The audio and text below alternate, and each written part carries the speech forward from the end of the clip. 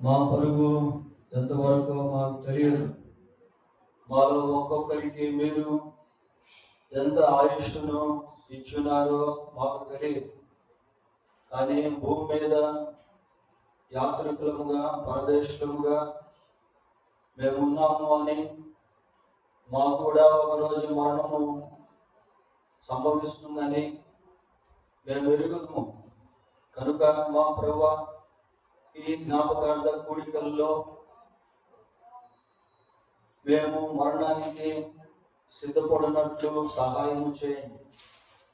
మరణము తర్వాత జరగబోయేటువంటి వెళ్ళబోయేటువంటి స్థలములను గురించిన గ్రహింపు మేము కలిగి ప్రభువా మీ నిత్య రాజ్యానికి సిద్ధపడినట్లు కృప దయచేయండి. మీ వాక్యం ధ్యానం చేసుకుంటూ ఉండగా మీరే మా మధ్య బోధకుడిగా ఉండి మాలో ఒక్కొక్కరిని మీరు దర్శించండి. ఈరోజు ఈ స్థలంలో ఎంతమంది అయితే ఉన్నారో వీరి ప్రాణాత్మ దేహములను మీ స్వాధీనంలో ఉంచుకున్నారు. మమ్మల్ని అందరినీ మీ కృపలో జ్ఞాపకం చేసుకొని, ఒకవేళ మాలో ఇంకా ఎవరైనా ప్రభువా మీ రాజ్యాన్ని వారసురాలుగా లేనట్లయితే వాటి వారితో ప్రత్యేకంగా మీరు మాట్లాడండి. వారి హృదయాన్ని మీరు తెరవండి. వారు మారు మనసు పొంది రక్షణ పొంది మీ బిడ్డలుగా మారి మీ నిత్యరాజ్యానికి వారసులగినట్లుగా మీ ఆత్మకార్యం దయతో జరిగించమని మా రక్షకుడైన యేసుక్రీస్తు పరిశుద్ధమైన నామంలో ప్రార్థన చేస్తున్నాము తండ్రి. ఆమేన్.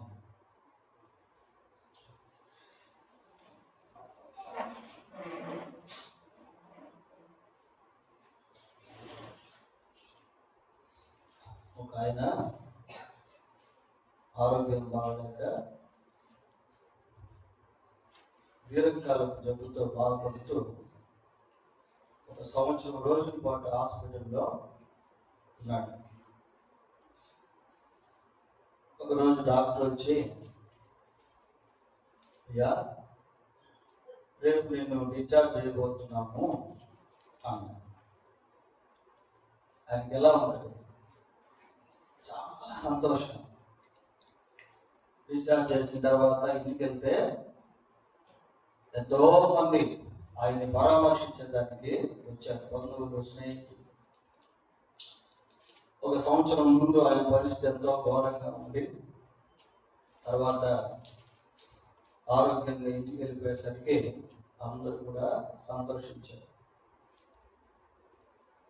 ఆ వ్యక్తితో, అయ్యా మళ్ళీ నువ్వు హాస్పిటల్కి వెళ్తావా అనే ప్రశ్న వేస్తే ఏమంటాడు చెప్పండి? బాగానే ఉంది కదా, సంవత్సరం రోజులు హ్యాపీగా అక్కడ ఉంది, అటు ఇటు తిరగకుండా అంటే ఏమంటాడు అంటే, లేదు నేను అసలుకే వెళ్ళను. అక్కడ ఇంజక్షన్ వేశారు, ఆపరేషన్ చేశారు, చేతి మాత్రలు ఇచ్చారు. ఆ పక్కన ఎంతో మంది చచ్చిపోతా ఉంటే మనుషులు ఏడ్చారు. ఈ సంవత్సరం రోజులు నాకు అస్సలకి నెమ్మది లేదు, నేను వెళ్ళను అంటాడు. హాస్పిటల్స్ దగ్గర ఎక్కడైనా వెల్కమ్ బోర్డు చూస్తారు, వెల్కమ్ బోర్డు నేనైతే చూడండి. తర్వాత ఒక ఆయన 12 సంవత్సరాలు కారాగార శిక్ష విధించి తీసుకెళ్లి జైలు వేశారు. 12 సంవత్సరాలు జైలు జీవితాన్ని అనుభవిస్తూ ఉంటే ఒకరోజు పోలీస్ అధికారి వచ్చి, బాబు రేపు నిన్ను విడుదల చేస్తా ఉన్నాము అన్నాడు. దీనికి ఎలా ఉంటుంది? వెరీ హ్యాపీ, చాలా సంతోషం. విడుదల చేసిన తర్వాత ఇంటికి వెళ్ళాడు. కుటుంబంతో కలిసి సంతోషిస్తా ఉన్నాడు, ఆనందిస్తా ఉన్నాడు. చాలా నెమ్మది వచ్చేసింది. He wants to start one more new life. మరొక నూతన జీవితాన్ని ప్రారంభించాలి అనుకుంటా ఉన్నాడు. అందులో ఎవరో వచ్చి, ఎవయా మళ్ళీ జైలుకి వెళ్తావా అని అన్నారు. వెళ్తాడా? మళ్ళీ వెళ్తానంటాడా? ఎందుకు అంటే ఆ జైల్లో నన్ను భయంకరంగా కొట్టారు, ఎన్నోసార్లు రక్తం వచ్చింది. ఆ జైల్లో నేను ఎంతో ఒంటరితనాన్ని అనుభవించాను. సరైనటువంటి ఆహారం లేదు, స్వేచ్ఛ లేదు, నానేటువంటి వారు లేదు, నా కుటుంబం లేదు అక్కడ. కాబట్టి నేను మళ్ళీ జైలుకి మళ్ళీ ప్రశ్న, ఎక్కడైనా జైలు దగ్గర వెల్కమ్ బోర్డు చూసారా? జైలు దగ్గర ఎక్కడ వెల్కమ్ బోర్డు?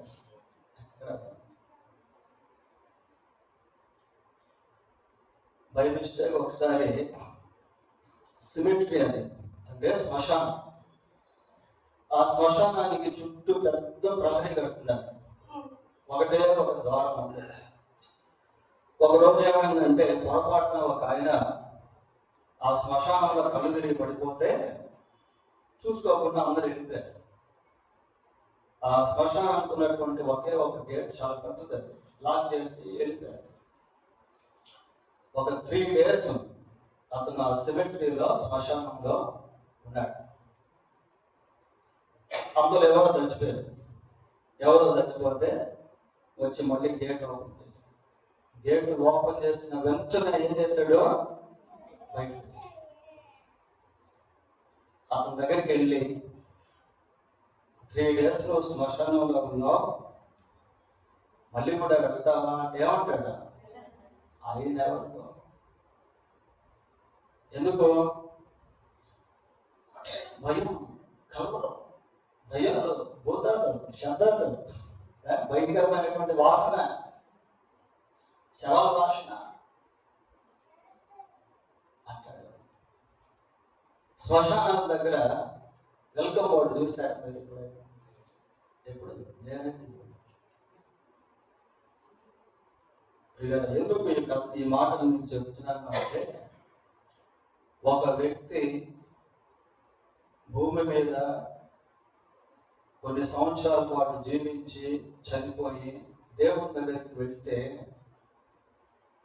మళ్ళీ ఒకవేళ దేవుడు భూమి మీదకి వెళ్తావా అంటే నేను వెళ్ళను అన్నాడు. ఎందుకు అంటే భూమి మీద ఎక్కడ చూసినా హత్యలు, ఆత్మహత్యలు, రక్తపాతాలు, ఒంటరితనము, రోగాలు, వ్యాధులు, దయ్యాల చేత పీడించబడుతున్నటువంటి ప్రజలు. ఈ మెసేజ్ నేను ప్రిపేర్ చేస్తుంది, నాకేమనిపించిందంటే, ఒకవేళ పై నుండి భూమి మీద మనం చూస్తే భూమి మీద కూడా వెల్కమ్ బోర్డు ఉండదు అనుకుంటున్నా నేనైతే. ఎందుకు అంటే ఒక్కసారి పరలోకానికి వెళ్ళినటువంటి వ్యక్తి మళ్ళీ భూమి మీదకి వచ్చేదానికి అంత మాత్రం కూడా ఇష్టపడదు. ఆ లోకం గురించి ఈరోజు మనము ధ్యానం చేయబోతూ ఉన్నాం.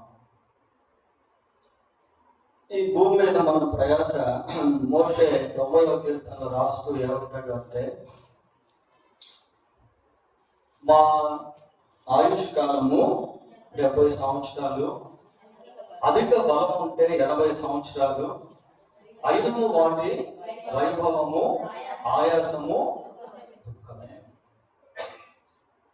70 సంవత్సరాలు 80 సంవత్సరాలు జీవించిన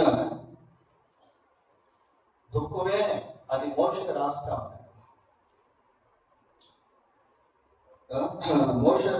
ఉన్నాడు. ప్రకటన గ్రంథం 14వ అధ్యాయము 13వ వచనం ఒకసారి చూడండి. అంతటా ఇప్పటి నుండి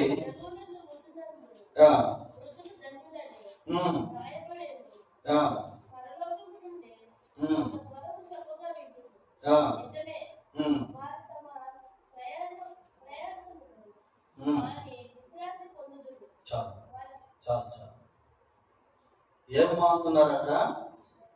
ప్రయాస మానుతున్నారు. ఏం పొందుతున్నారు? విశ్రాంతి పొందుతున్నారు. వారు తమ ప్రయాస మాని విశ్రాంతి పొందుతూ ఉన్నారు. అంటే చనిపోయిన వాళ్ళ గురించి రాయబడినటువంటి మాట అయితే. ఇంకా చెప్పాలి అంటే ప్రభువు నందు ఉండి చనిపోయినటువంటి వారి గురించే రాయబడింది. ప్రభువు నందు లేకుండా చనిపోతారు చూసారా, వాళ్ళకి విశ్రాంతి ఉండదు, నెమ్మది ఉండదు. వాళ్ళ లైఫ్ ఎలాంటిది అంటే from frying pan into the fire,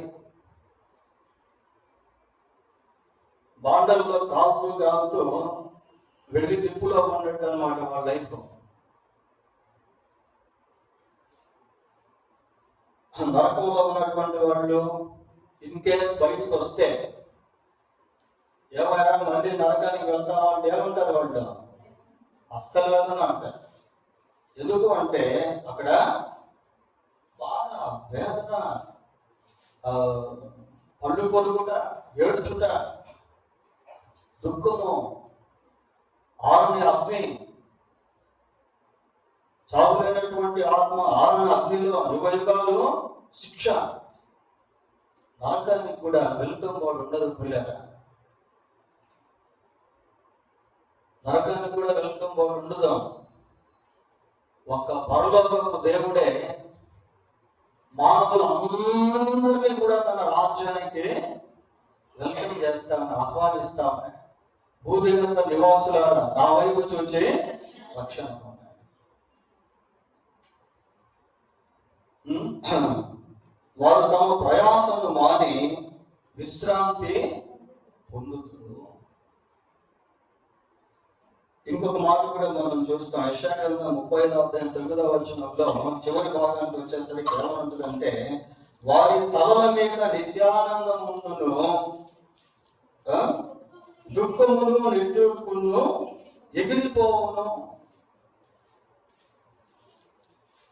replace అయిపోతా ఉన్నాయి. దుఃఖము నిట్టూర్పు ఎగిరిపోతా ఉన్నాయి. వారి తలల మీదకి ఏం వస్తా ఉంది? నిత్యానందం వస్తా.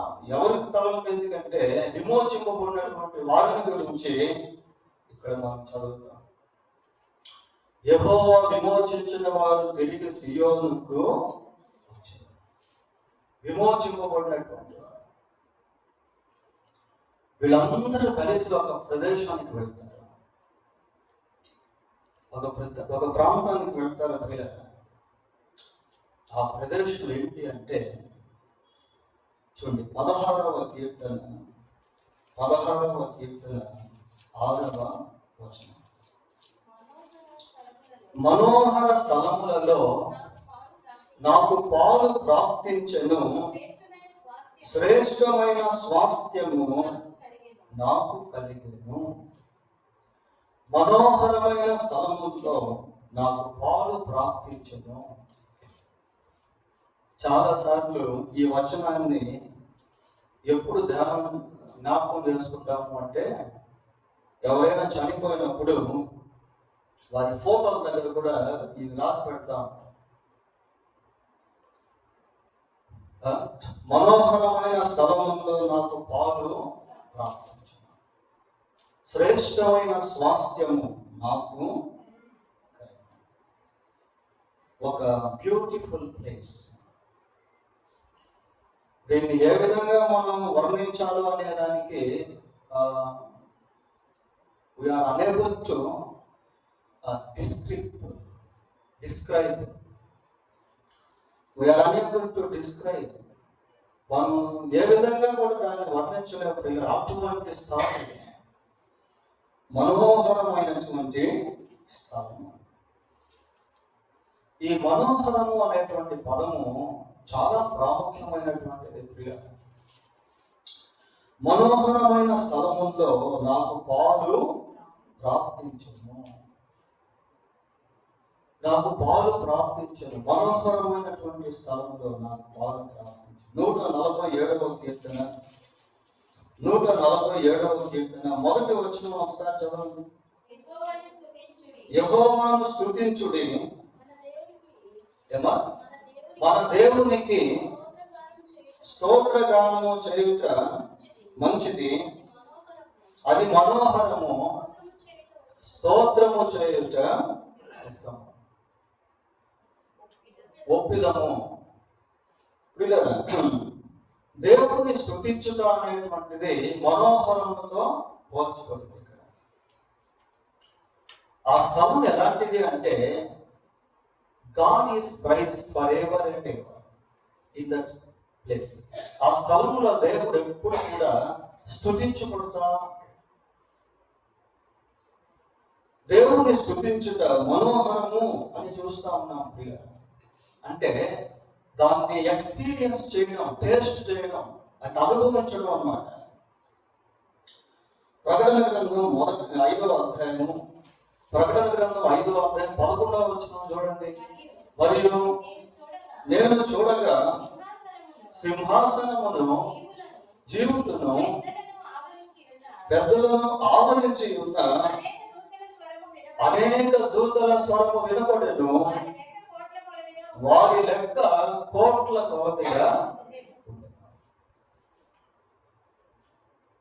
ఆ 11వ వచనం నుంచి 14వ వచనం వరకు మనం ఆ వచన భాగాన్ని గమనించినట్లయితే అక్కడ కోటాను కోట్ల దేవదూతలు దేవుడిని ఆరాధిస్తారు. చదవండి ఒకసారి మీరు నెక్స్ట్.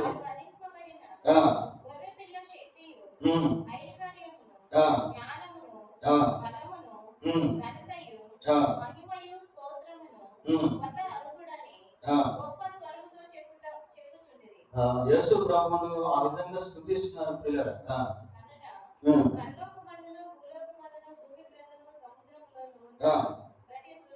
ప్రతి సృష్టము చూడండి, అక్కడ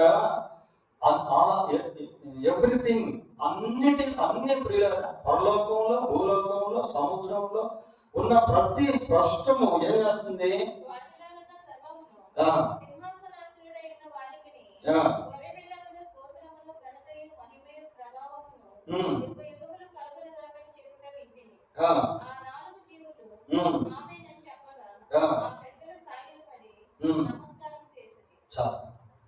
చాలా అద్భుతమైనటువంటి దృశ్యాన్ని అక్కడ మనం చూస్తా ఉన్నాం.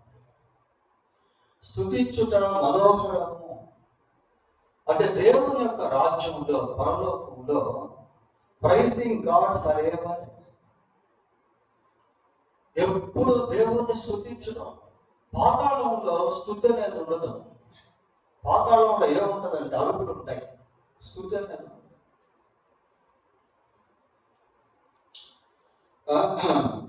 దేవుని యొక్క రాజ్యం అంటే ఆ మనోహరమైనటువంటి స్థలంలో దేవుడు స్తుతించబడుతూ ఉంటాడు. కోటాను కోట్ల దేవతలతో ఎంత గంభీరమైనటువంటి ధ్వనులతో దేవుడు ఆరాధించబడుతూ ఉంటాడు. అటువంటి ప్రదేశానికి దేవుడు మనల్ని తీసుకెళ్తాడు. మనోహరమైనటువంటి స్థలంలో నాకు పాలు వర్షిపింగ్ గాడ్. ఆ దేవుణ్ణి ఆరాధించేటువంటి ఆ విధానం ఎలాంటిది అంటే we forget ourselves, మనల్ని మనం మర్చిపోయి ఆరాధించేటువంటి స్థితి ప్రియ. ఎంత సంతోషమో, ఎంత ఆనందమో, ఎంత ఉల్లాసమో, ఉత్సాహమో దేవుడిని ఆరాధిస్తున్నటువంటి సమయం.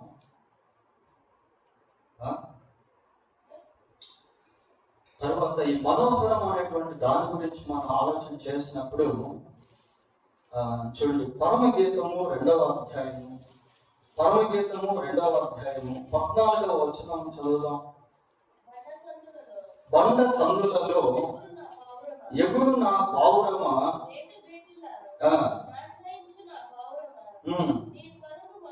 నీ స్వరము మధురము, నీ ముఖము మనోహరం. ఇక్కడ ఒక వర్ణన మనం చూస్తా ఉన్నాం ప్రియ. బండ స్తంభంగా ఎగురు నా పావురమా అంటే ఇది సంఘానికి సూచనగా చెప్పబడినటువంటి వచనం.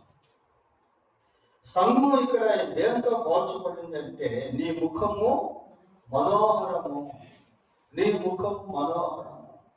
దేవుడు సంఘానికి ఇచ్చేటువంటి ఆ బ్యూటిఫుల్నెస్, ఆ స్వారూప్యము, సౌందర్యము, నీ ముఖము మనోహరము.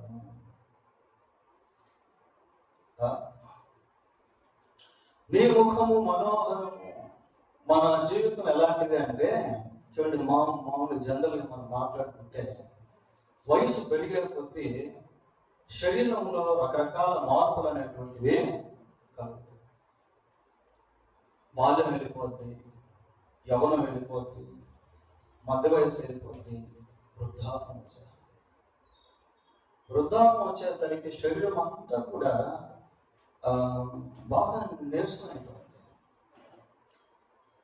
తర్వాత వ్యక్తులను గురించి మనం కొన్నిసార్లు చూస్తూ ఉంటే బయట కొద్దిమంది కాళ్ళు పుట్టివాళ్ళు, కొద్దిమంది గుడ్డివాళ్ళు, కొద్దిమంది చెవిటి వాళ్ళు, కొద్దిమంది మోగవాళ్ళు మనకు కనిపిస్తాం. అంగవైకల్యం కలిగినటువంటి వాళ్ళని మనం చూస్తూ ఉంటాం కదా. కానీ ప్రభువునందు విశ్వాసం ఉంచినటువంటి మనుషులు ఈ లోకంలో ఒకవేళ ఆ రీతిగా కనపడవచ్చు. అగ్లీగా కూడా, నల్లగా ఉండేవాళ్ళు, పొట్టిగా ఉండేవాళ్ళు, అగ్లీగా జుగుప్సాకరంగా ఉండేటువంటి వాళ్ళు. ఫర్ ఎగ్జాంపుల్ లాజర్ని మనం బైబిల్లో చూస్తాం అనుకోండి. లాజరు ఎలా కనిపిస్తాడు మనకి? కురుపులు, కుక్కలు వచ్చి కురుపుల్ని ఆగినట్టుగా బైబిల్లో మనం చూస్తాం. దరిద్రుడు అని ఆయన గురించి రాయబడింది. అయితే ఆయన చచ్చిపోయినప్పుడు ఏమైంది చెప్పండి? దేవదూతలు వచ్చి ఆయన్నే తీసుకెళ్ళారు. అక్కడ ఆ విధంగా కనిపించడం, కురుపులు, మచ్చలు అట్లా కనిపించడు లాజరు. అక్కడ లాజరుకి ఇచ్చేటువంటి స్వరూపం వేరు పిల్లలు. ఇది సంఘానికి సంబంధించినటువంటి వర్ణన. ఇంకా ఇక్కడ మనుషులు గురించి మనం ఆలోచన చేసినప్పుడు అబామినబుల్ అంటే అసహాయకరమైనటువంటి జీవితాలు జీవించేటువంటి వారిగా యెషయా గ్రంథం 1వ అధ్యాయంలో మాట ఉంటుంది.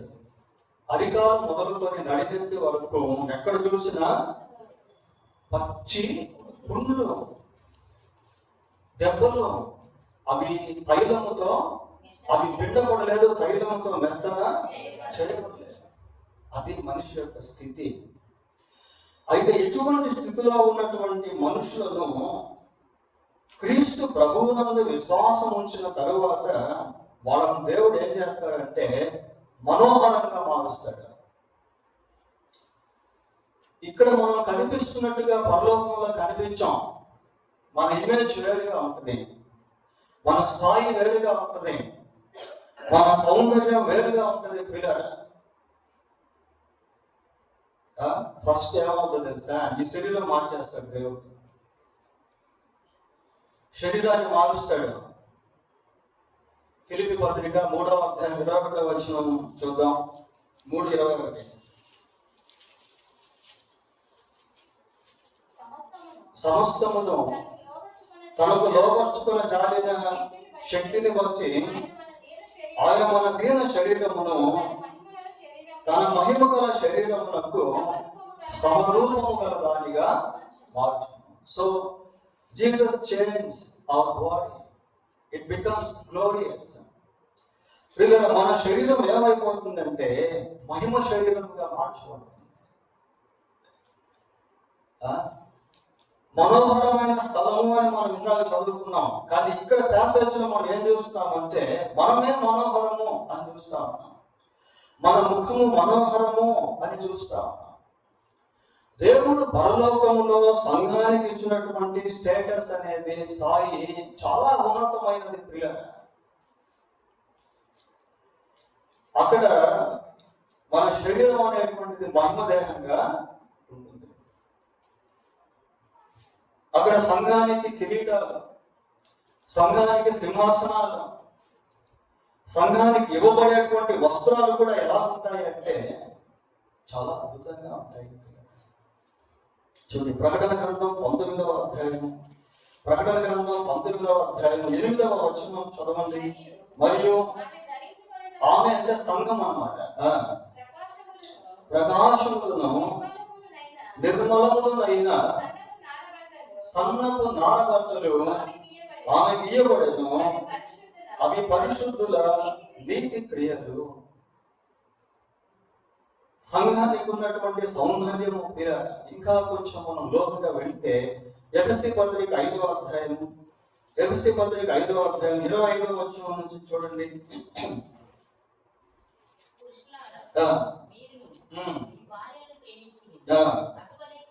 ఇక్కడి నుంచి అన్నమాట. అటువలే క్రీస్తు కూడా ఏం చేశాడు? సంఘమును ప్రేమించి, చూడండి, అది కళంకమైనను ముడత అయినను అతిథి మరి ఏదైనను లేక పరిశుద్ధమైనది గాను నిర్దోషమైనది గాను మహిమగల సంఘము గాను ఆయన తన ఎదుట దాన్ని నిలువ పెట్టుకొనవలెనని వాక్యముతో ఉదక స్నానము చేత దానిని పవిత్రపరిచి పరిశుద్ధ పరచుటకై దాని కొరకు తను తాను అప్పగించుకుంది.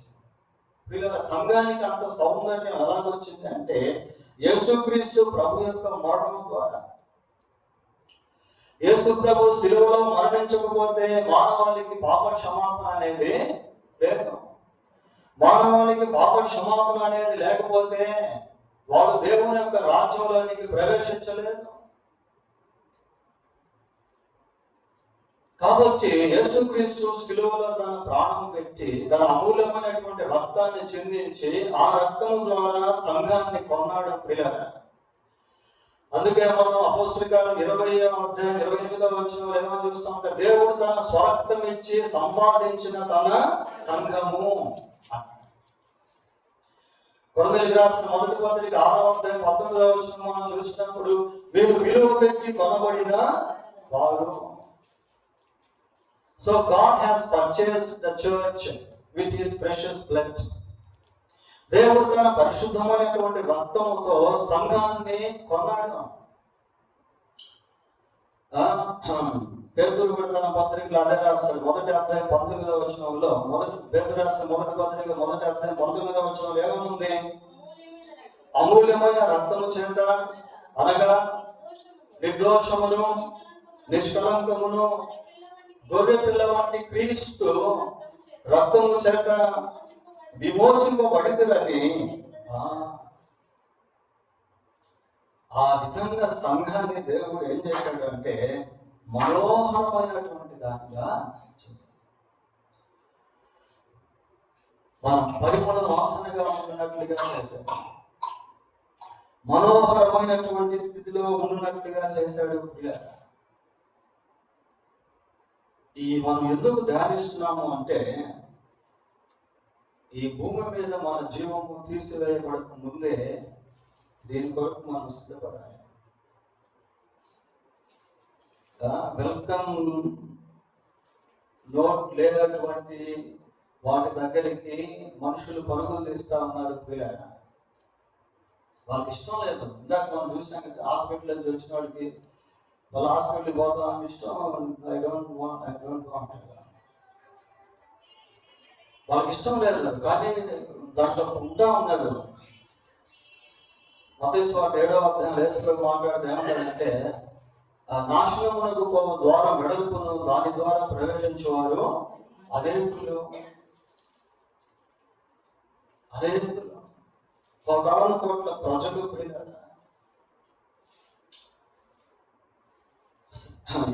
ఏమని చదువుకుంటాము? 16వ కీర్తన 6వ వచనంలో మనోహర స్థలములలో నాకు పాలు ప్రాప్తించను. పాలు అంటే అర్థం ఏంటి? పాలు అంటే షేరింగ్ పంచుకోవడం. బాగుంది, కరెక్ట్. పంచుకోవడం. పాలు అంటే పంచుకోవడం, షేరింగ్. మనోహరమైనటువంటి స్థలంలో నాకు పాలు ప్రాప్తించను అంటే ఆ స్థలంలో ఉన్నటువంటి దాన్ని అనుభవించడం వీల. మత్తయి సువార్త 25వ అధ్యాయము 20-21 వచనాలు చూడండి. అప్పుడు 5 తలాంతులు తీసుకున్నవాడు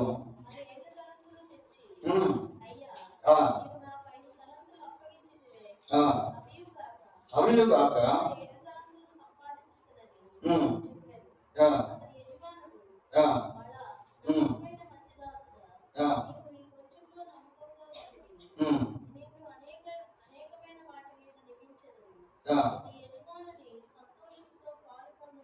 నీ యజమానుని సంతోషములో పాలు పొందుమని ఉందో ప్రియులారా, నీ యజమానుని సంతోషంలో పాలు పొందుము.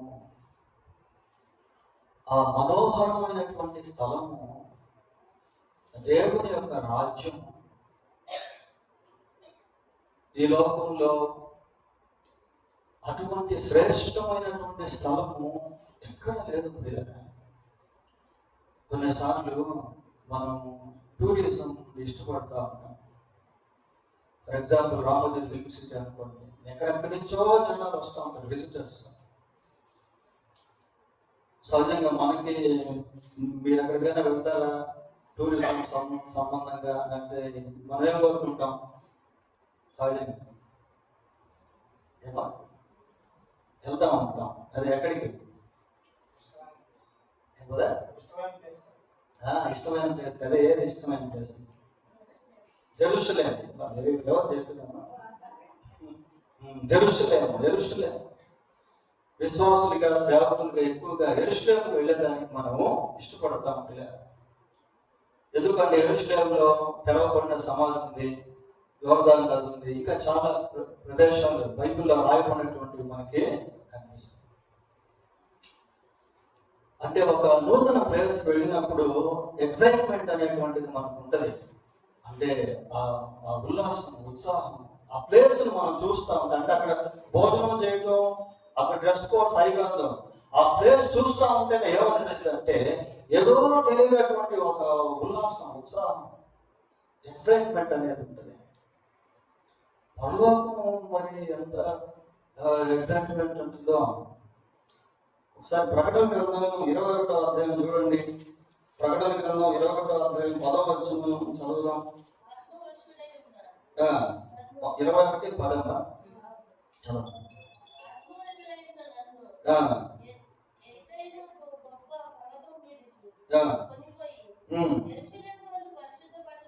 యెరూషలేము అను పరిశుద్ధ పట్టణము దేవుని మహిమ గలదై పరలోకమందున్న దేవుని వద్ద నుండి దిగి వచ్చుట నాకు చూపించు.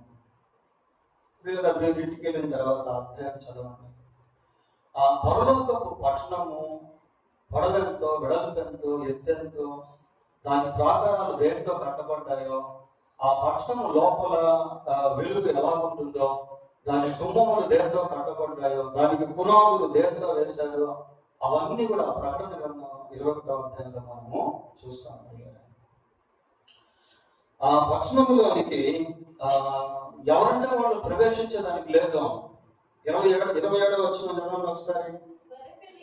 గొర్రెపిల్ల యొక్క జీవ గ్రంథమందు రాయబడిన వారే దానిలో ప్రవేశింతులు, కానీ నిషిద్ధమైన దేనియు, అసహ్యమైన దేనియు, అబద్ధమైన దానిని జరిగించువాడైనను దానిలోనికి ఆ పదం వెయిట్ వర్డ్ అంటారు. ప్రవేశింపనే ప్రవేశింపడు. ఊరికి ప్రవేశింపడు అనట్లే, ప్రవేశింపనే అంటే ఎంత మాత్రం అవకాశం లేదు అని అర్థం. కేవలం గొర్రె పిల్ల అంటే యేసుక్రీస్తు యొక్క జీవ గ్రంథమందు ఎవరి పేర్లు అయితే రాయబడతాయో వాళ్ళే ఆ పట్టణంలోనికి ప్రవేశిస్తారు. మనం చదువుకున్నాం కదా, మనోహరమైన స్థలంలో నాకు పాలు ప్రాప్తించను అని అవిశ్వాసం చెప్పలేరు. యేసుక్రీస్తునందు విశ్వాసం ఉంచినటువంటి వారు చెప్పలేరు. పాప క్షమాపణ పొందనటువంటి వారు చెప్పలేరు. యేసు ప్రభు యొక్క రక్తంలో కడగబడినటువంటి వారు, ఆయన జీవ గ్రంథంలో రాయబడినటువంటి వారు ఆ మాట చెప్పలేరు. మనోహరమైన స్థలంలో నాకు పాలు ప్రాప్తించిన చెప్పలేరు. ఎవరు చెప్పగలరు అంటే గొర్రెపిల్ల జీవ గ్రంథంలో ఎవరి పేరైతే రాయబడి ఉంటుందో వాళ్ళే దాన్ని చెప్పగలుగుతారు, వాళ్ళే దాన్ని అనుభవించగలుగుతారు.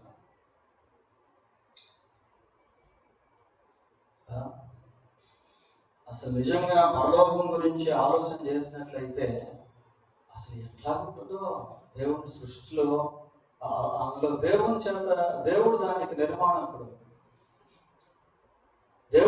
నిర్మాణకుడు ప్రియుల. ఎంత సౌందర్యంగా దాన్ని ఆయన నిర్మించాడో. మనోహరమైన స్థలముల్లో నాకు పాలు ప్రాప్తించను. ఇందాక మనం మత్తయి సువార్త 25వ అధ్యాయంలో యజమానుడు అంటున్నాడు, నా సంతోషములో పాలు పొందుము. అంటే దేవుని యొక్క సంతోషం, దేవుని యొక్క సమాధానం, దేవుడిచ్చేటువంటి నెమ్మది, దేవుడిచ్చేటువంటి పవిత్రత, ఇవన్నీ సంఘం అనుభవిస్తుంది. ఇప్పుడు సంఘం దాంట్లో షేరింగ్ అవుతుంది. ఇంకా కొంచెం డెప్త్గా మనం చెప్పుకోవాలి అంటే, సంఘం యేసు ప్రభువుకి ఏంటి? శరీరము. సంఘానికి యేసు ప్రభువు ఏంటి? శిరస్సు. ఆ అవినాభావ సంబంధాన్ని ఎవ్వరు కూడా విడదీయలేరు. అటువంటి రిలేషన్షిప్ సంఘము యేసుక్రీస్తు ప్రభువుకి వధువుగాను, సంఘానికి యేసుక్రీస్తు ప్రభు వరుడుగాను వర్ణించబడ్డారు. నీ యజమానుని సంతోషములో పాల్గొను. 36వ కీర్తన 8వ వచనం చూడండి. 36:8. నీ మందిరము యొక్క సమృద్ధి వలన వారు సంతృప్తి నొందుచున్నారు. ఎవరి ఆనంద ప్రవాహం అట? నీ ఆనంద ప్రవాహంలోనిది నీవు వారికి త్రాగించున్నావు. నీ ఆనంద ప్రవాహం, దేవుని యొక్క ఆనందం ప్రియుల, దేవుని యొక్క సంతోషము, దేవుని యొక్క సమాధానము, దేవుని యొక్క ప్రశాంతత. ఇందాక మనం ప్రకటన 14లో ఏమని చూసామంటే, వారు తమ ప్రయాస మాని విశ్రాంతి. ఏ విశ్రాంతి అంటే దేవుడు ఇచ్చే విశ్రాంతి. ప్రయాసపడి భారం మోసుకొచ్చిన సమస్య చూడారా, నా యొద్దకు రండి, నేను మీకు విశ్రాంతిని ఇస్తాను, నా శాంతిని మీకు ఇచ్చుచున్నాను. లోకం ఇచ్చినట్టు కాదు, యేసుక్రీస్తు సర్వలోకమునకు శాంతికరమై ఉన్నాడు. మనోహరమైన స్థలముల్లో నాకు పాలు ప్రాప్తించింది. చదవక్కర్లేదు, కానీ మనం పరలోక రాజ్యంలో ప్రవేశించిన తర్వాత అక్కడికి సంబంధించినవన్నీ కూడా మనవిగా ఉంటాయి. గలతీ 4:7లో మనం చూస్తాం, వారసులము అని. మనం పరలోక రాజ్య వారసులం ప్రియులారా, పరలోక రాజ్య వారసులము. తండ్రి తన పెద్ద కుమారుడితో మాట్లాడుతూ తప్పిపోయిన కుమారుడి ఉదాహరణలో, నావన్నీ నీవి.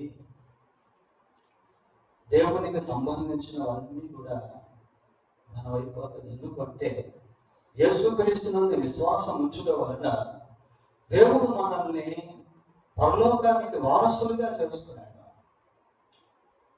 We are heirs of heaven. మనం పరలోక వారసులను పిల్లలు. మనోహరమైన స్థలముల్లో నాకు పాలు ప్రాప్తించను. 2వ వర్స్ అంటే, శ్రేష్టమైన స్వాస్థ్యము నాకు కలిగి. శ్రేష్టమైన స్వాస్థ్యము, ఫస్ట్ శ్రేష్టమైనటువంటి స్వాస్థ్యము ఏది అంటే దేవుడు. శ్రేష్టమైన స్వాస్థ్యము దేవుడు. 142వ కీర్తన 5వ వచనం చూడండి.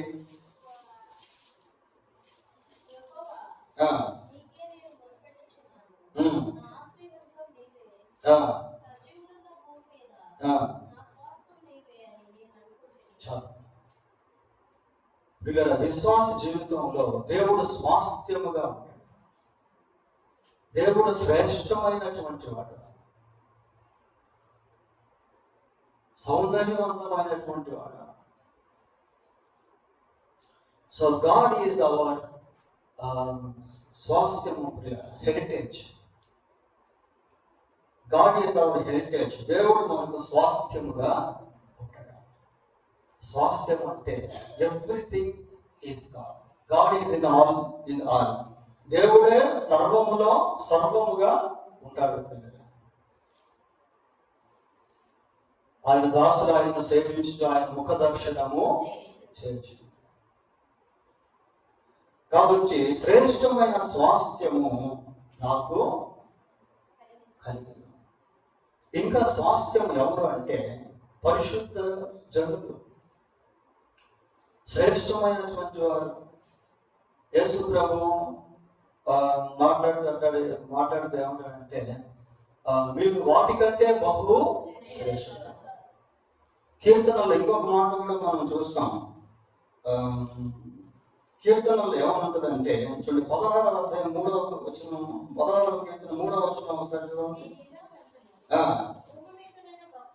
భూమి మీద ఉన్న భక్తులే శ్రేష్ఠులు. ఎవరు శ్రేష్ఠులు అంటే భక్తులు. పరలోకంలో మనం ప్రవేశించిన తర్వాత అక్కడ శ్రేష్టమైనటువంటి స్వాస్థ్యాన్ని మనం అనుభవించేవారుగా ఉంటాం. అంటే శ్రేష్టమైనటువంటి స్వాస్థ్యంలో మనం పాల్గొన్నాం. సహవాసంలో కొలస్సీ పత్రిక మొదటి అధ్యాయము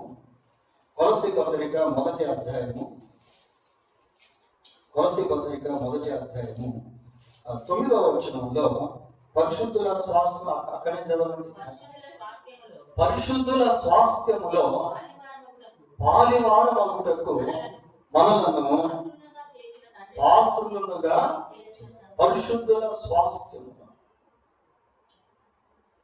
ఇంకోసారి చదవడం అక్కడి నుంచి చూడండి.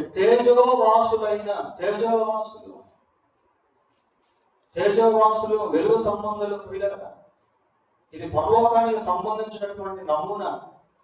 తేజోవాసులైన పరిశుద్ధుల స్వాస్థ్యములో పాలివారము, వాటితో కూడా మనం పోల్చుకుంటున్నాం, కలిసిపోయేటువంటి వారు. కోట్ల దేవదూతులు అని చదువుకున్నాం. మరి విశ్వాసులు ఎన్ని కోట్ల మంది ఉంటారో మనకు తెలియదు. వాళ్ళలో మోషే ఉంటాడు, అబ్రహాం ఉంటాడు, దావీదు ఉంటాడు, పౌలు ఉంటాడు, పేతురు ఉంటాడు, మిషనరీలు ఉంటాడు. ఇంకా మనకు సంబంధించిన వాళ్ళు ఈరోజు మనం యాకోబు గారి యొక్క జ్ఞాపకాల కూడికను కలిగి ఉన్నాం. నిన్న మరియమ్మ గారి యొక్క జ్ఞాపకాల కూడిక కలిగి ఉన్నాం. మనకంటే ముందుగా వెళ్ళినటువంటి వాడు, యేసుక్రీస్తునందు విశ్వాసం నుంచి మనకంటే ముందుగా చనిపోయినటువంటి వాడు, వాళ్ళు పరలోకములో తేజోవాసులుగా ఉండబోతున్నారు. ఆ స్వాస్థ్యంలోనికి దేవుడు మనం తీసుకెళ్ళబోతున్నాడు. కొంత చివరిగా శ్రేష్టమైన స్వాస్థ్యము నాకు. ఈ స్వాస్థ్యం అనేది చాలా ప్రాముఖ్యం. ఇంకొక విషయం మనం చూసుకుందాం. హెబ్రీ పత్రిక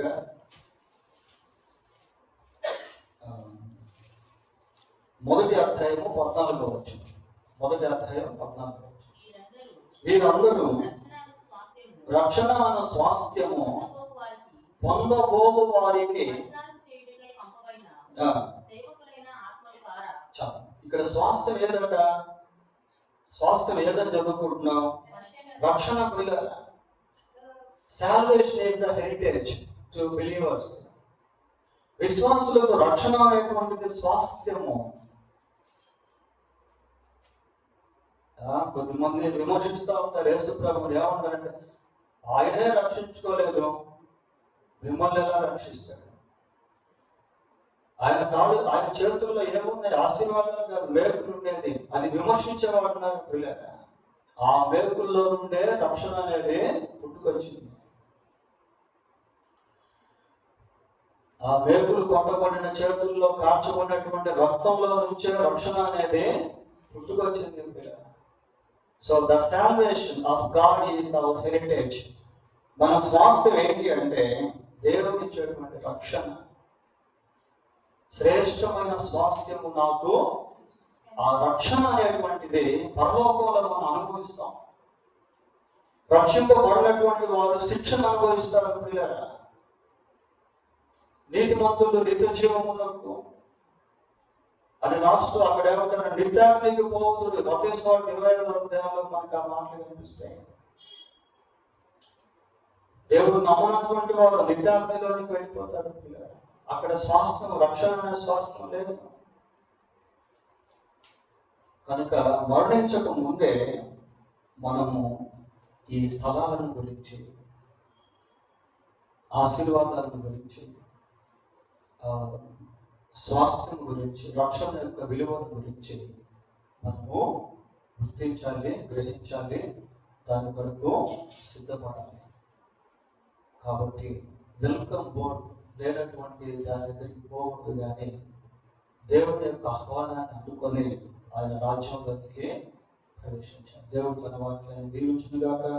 ప్రార్థన చేసుకుందాం.